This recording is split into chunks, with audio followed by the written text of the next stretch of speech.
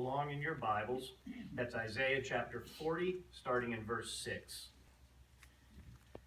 Listen, someone is saying, call out. Another asks, what should I call out? All flesh is green grass. All their loyal love is like the blossom of the field. The green grass dries up, the blossom withers, because the breath of Jehovah blows upon it. Surely the people are but green grass. The green grass dries up, the blossom withers, but the word of our God endures forever. Go up onto a high mountain, you, woman, bringing good news for Zion. Raise your voice with power, you, woman, bringing good news for Jerusalem. Raise it, do not be afraid. Announce to the cities of Judah, here is your God. Look, the sovereign Lord Jehovah will come with power, and his arm will rule for him. Look, his reward is with him, and the wage he pays is before him. Like a shepherd, he will care for his flock.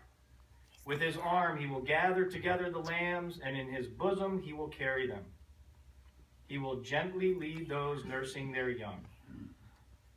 Who has measured the waters in the hollow of his hand, and taken the measurements of the heavens with the span of his hand? Who has gathered in a measure the dust of the earth, or weighed the mountains in the balances, and the hills in the scales? Who has taken the measurements of the Spirit of Jehovah, and who can instruct him as his advisor?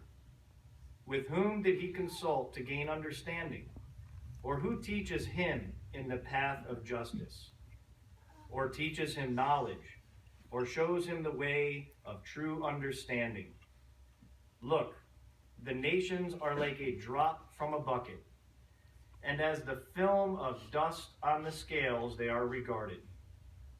Look, he lifts up the islands like fine dust.